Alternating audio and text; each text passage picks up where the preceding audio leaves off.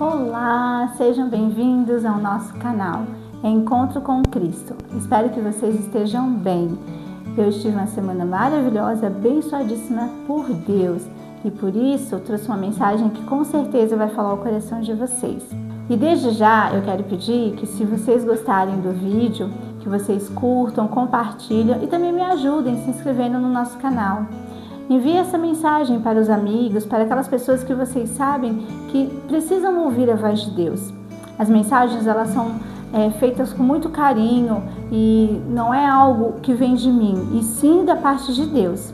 O tema de hoje vai ser sobre tendo espírito imundo como inquilino. Uau! Isso não é muito legal.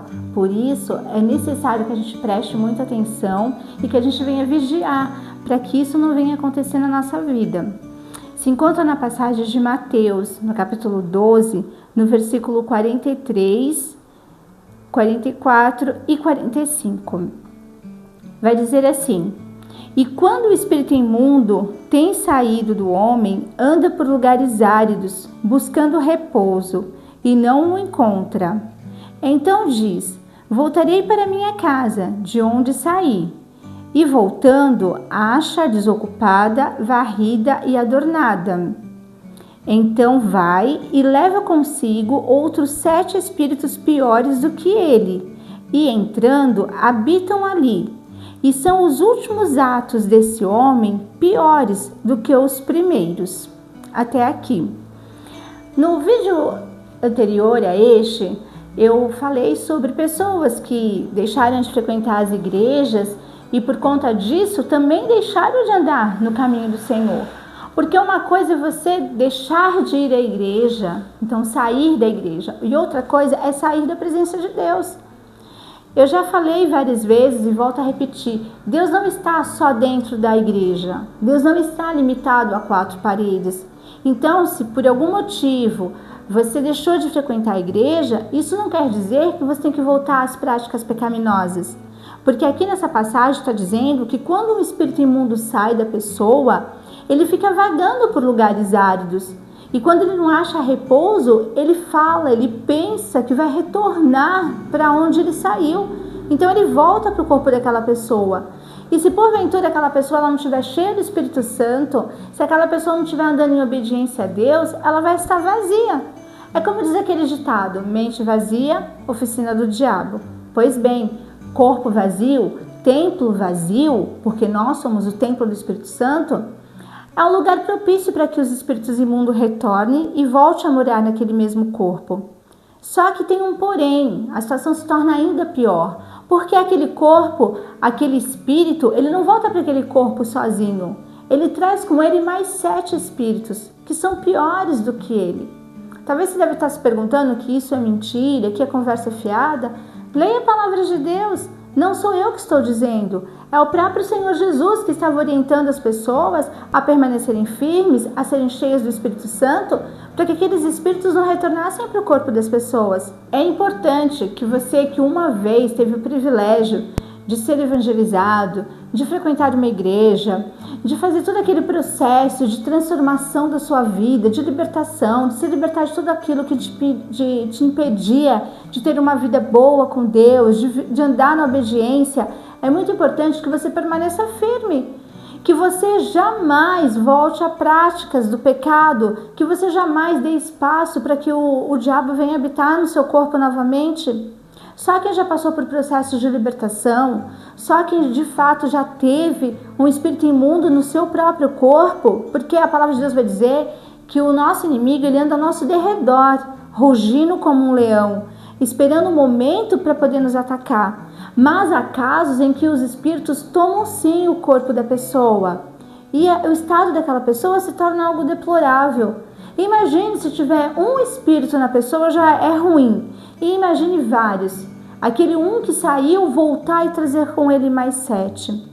Nós que somos cristãos temos que estar em constante oração. Nós temos que estar sempre vigiando, sempre nos policiando, para não ficarmos vacilando, para não ficarmos dando bobeira, para que nenhum espírito possa vir e tomar o nosso corpo, para fazer dele morada. Eu lembro-me que quando eu tomei ciência sobre esses assuntos, de que os demônios sim tomam o corpo das pessoas e ali faz morada e destrói a vida da pessoa, eu falava assim comigo mesmo: eu jamais vou dar casa e comida de graça para o diabo. Se algum dia eu souber que tem um espírito imundo dentro do meu corpo, ele vai ter que sair. Eu não aceitava isso em hipótese alguma. E por o tempo que eu frequentei a igreja, eu via pessoas passando por esse processo de libertação, os demônios sendo expulsos das pessoas. E infelizmente chegou um momento que isso também aconteceu comigo, porque eu dei bobeira, eu vacilei. Existem várias formas do espírito poder ocupar o corpo de uma pessoa. No meu caso, em um momento da minha vida, eu permiti que a mágoa entrasse no meu coração e permanecesse ali por um bom tempo.